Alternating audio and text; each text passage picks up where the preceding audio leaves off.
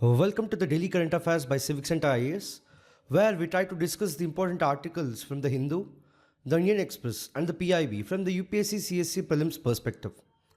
Displayed are the list of articles which we are going to discuss in today's video. The first article of the day says that the Ola Electric Mobility became the first purely electric vehicle company in India to list its shares on the stock exchange after floating an initial public offering, which in short is called the IPO. In this context, let us talk about the initial public offerings, also called the IPOs. So, what is an IPO? See, it is a type of issue where an unlisted company raises capital by making a fresh issue of securities or offering its existing securities for sale to the public for the first time. Now, who is allowed to invest in an IPO? Know that the qualified institutional buyers is a category of investors that includes foreign portfolio investors, mutual funds, commercial banks, insurance companies, pension funds, etc. Hence, the qualified institutional buyers are those institutional investors who are generally perceived to possess expertise and the financial capacities to evaluate and invest in the capital markets. Then, where do the proceedings of the IPO go? See, if the issue raises fresh capital, the proceeds of the IPO go to the company and can be utilized for future growth, expansion, debt reduction, etc. Further, if the issue involves offer for sale by promoters or existing investors, then the money goes to them and not to the company. The second article of the day says that the Union Home Ministry is yet to list and convey the violations of the ground rules committed by the Kuki-Zo insurgent groups, according to the spokesperson and senior leader of the Kuki National Organization. In this context, let us talk about Kukis. So, who are these Kukis? See, they are an ethnic group comprising multiple tribes who originally inhabited the tri border, which is India, Bangladesh, and Myanmar. Interestingly, Kuki is not a term coined by the ethnic group itself, but is used generally for tribes associated with it under the colonial rule. Know that they are present in northeastern Indian states except Arunachal Pradesh. Further, the Chin people of Myanmar and the Mizo people of the Mizoram are kindred tribes of Kukis and are collectively known as the Zo people. Notably, in Manipur, Kuki tribes comprise around 30% of the population and mainly reside in the hills. Now, if we have a quick look at the history, the first resistance of the British hegemony by the Kuki people was the Kuki Rebellion of 1917 to 1919, after which their territory was subjugated by the British and divided between the administrations of British India and British Burma. Notably, up until their defeat in 1919, the Kukis had been an independent people ruled by chieftains. What about their religion culture? See, normally they do not arrange any marriage alliance outside their community. Also, traditionally, they were not a Christian but animist and worshipped different deities and spirits. But for the last 90 years, many of them have embraced Christianity as a religion. Further, they have their own customary laws and village council. Significantly, the village chain generally looks at all sorts of social and religious disputes, including the disputes related to marriage and divorce. The next article of the day says that several state government employees and pensioners in Punjab and Haryana who have been demanding restoration of the old pension scheme have dismissed the union government's latest unified pension scheme. In this context, let us talk about the old pension scheme and the unified pension scheme. See, the old pension scheme, in short called the OPS, was a system that provided government employees with a guaranteed pension after retirement. Further, this pension was based on the employee's last drawn salary and does not require a contribution from the employee. Then the government replaced this old pension scheme with the new pension scheme, NPS, in the year 2004. Further, in the year 2023, many states opted to move back to OPS. So, all this led to the introduction of the unified pension scheme recently. Now, if we look at the key features of the old pension scheme, firstly, the old pension scheme provided a fixed pension amount based on the employee's salary and years of service. Secondly, the government of India bears the entire cost of the pension, making it a non-contributory scheme for the government employees. Lastly, the pension amount was secure and unaffected by the market risks, ensuring financial stability for the retirees. Then what is the unified pension scheme?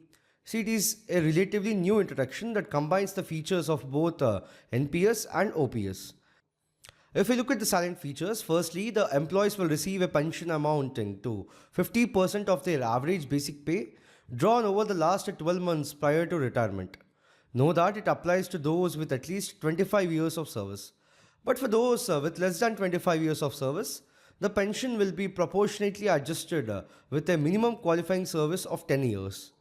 Then, in the unfortunate event of an employee's demise, the family will receive a family pension at 60% of the pension that the employee was receiving or was eligible to receive before their passing.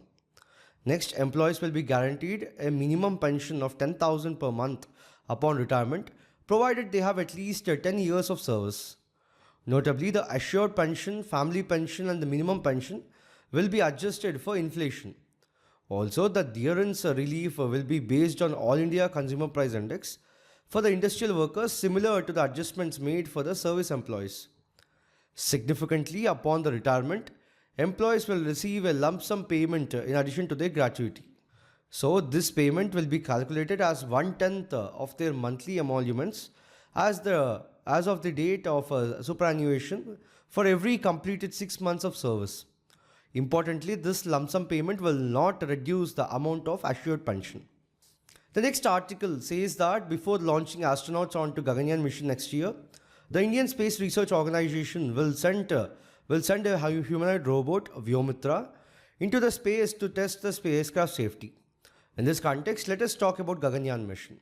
See, the Gaganyaan project envisages demonstration of human spaceflight capability by launching a crew of 3 members to a 400 kilometer orbit for a 3 days mission and bring them back safely to Earth by landing in the Indian sea waters. Significantly, the success of the Gaganyaan mission will put India in the allied group of nations, US, Russia, and China, having human spaceflight capability. There are 2 main objectives to the mission. One is to undertake the human space flights, and the other one is space exploration. Know that a modified version of the ISRO's most reliable rocket, LVM-3, the 3-stage heavy lift launch vehicle, will be previously called the Geosynchronous Launch Vehicle Mark III, is the launching vehicle of this Gaganyaan mission. Now there are different phases of Gaganyaan mission. Before executing the unmanned and the manned mission, ISRO had planned to demonstrate numerous tests, including the following ones. The first one is an integrated airdrop test. This test is intended to validate the deceleration system performance using an IAF chopper. Then the second one is the pad abort test. This test will involve dropping the crew module from a helicopter and will help understand the impact from various heights and velocity. Lastly, the test vehicle flights. This test vehicle is a single-stage liquid rocket developed for this abort mission. Further, it will be for technology demonstration, safety and reliability verification, and will be heavily instrumented to study the performance of systems before crewed flight. Next, some advanced tests are which are the airdrop test for the parachute system, flight test of the test vehicle, abort test to demonstrate, etc.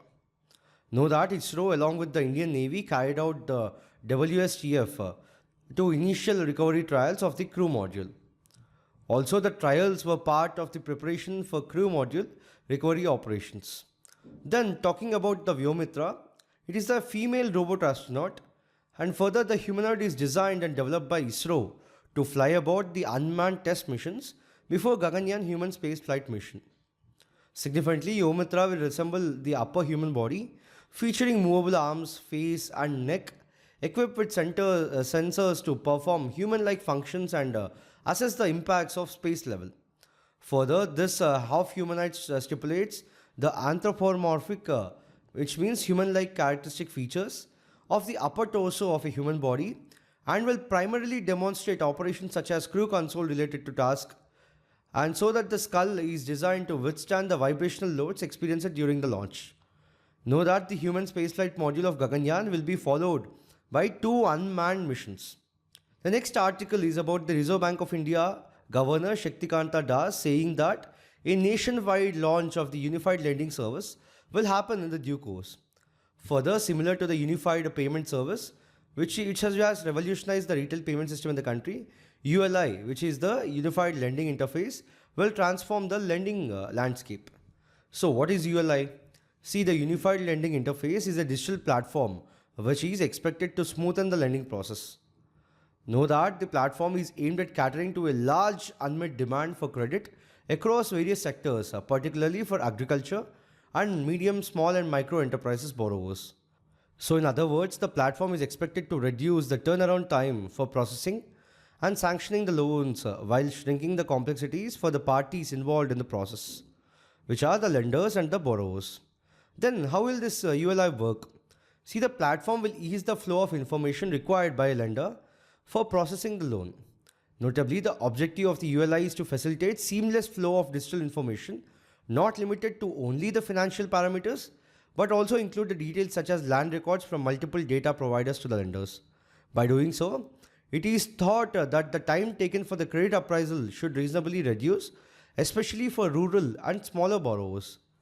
Interestingly, the ULI architecture has common and standardized APIs designed for a plug-and-play approach to ensure digital access to information from diverse sources.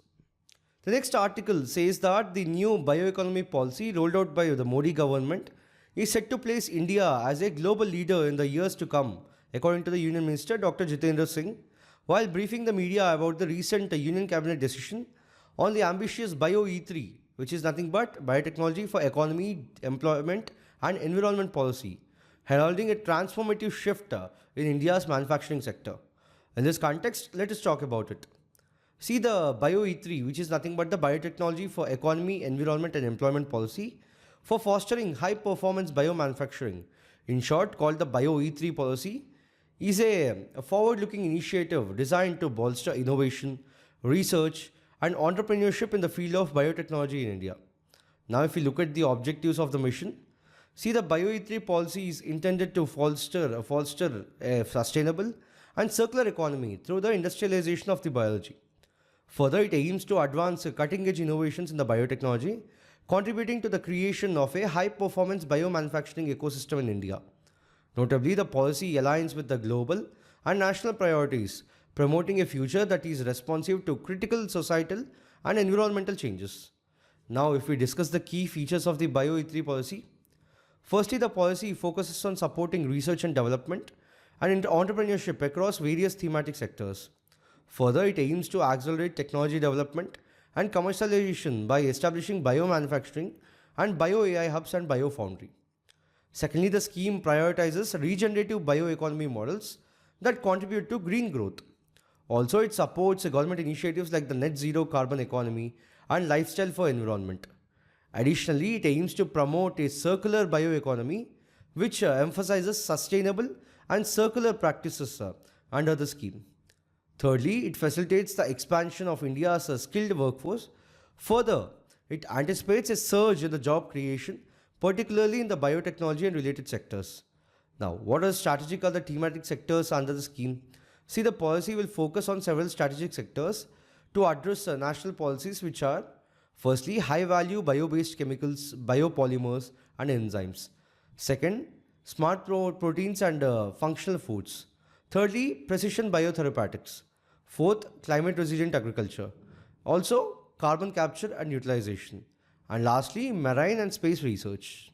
The last article of the day says that, citing national interest, the Assam Wildlife Department has recommended to the centre that forest clearance be granted to a cane oil and gas proposal for the oil and gas exploration in the eco-sensitive zone of Holangapur Gibbon Wildlife Sanctuary, home to endangered Hulok gibbons and wild elephants.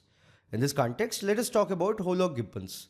See, gibbons, which are the smallest and the fastest of all apes, live in tropical and subtropical forests in the southeastern part of Asia. So, the Hulok gibbon is one of the 20 species of gibbons on the earth. Know that its distribution is in Southeast Asia, spans India, Myanmar, Bangladesh and southern China. Interestingly, it is the only ape found in India. So in India, it is found in Assam, Meghalaya, Arunachal Pradesh, Nagaland, Manipur, Mizoram and Tripura, south of Brahmaputra. Significantly, Holangapur Gibbon Sanctuary in Assam has the largest concentration of Hulok gibbon. Now, if we move on to talk about its features, see, the males are black colored with remarkable white brows, while the females have a grey-brown fur which is darker at the chest and the neck. Further, the white rings around the eyes and around the mouth give their faces mask-like appearance. Notably, they are diurnal and arboreal, brachiating through the trees with their long arms. Also, they are monogamous, which means they are with the same partner throughout the life. Know that they live in small families, including males, females, and the younger ones, and communicate with each other by vocalization. Now, if you have to talk about its conservation status, see, as per the IUCN Red List, the eastern Hoolock gibbon is vulnerable, whereas the western Hoolock gibbon is endangered. Furthermore, both are on the Schedule 1 of the Wildlife Protection Act of 1972.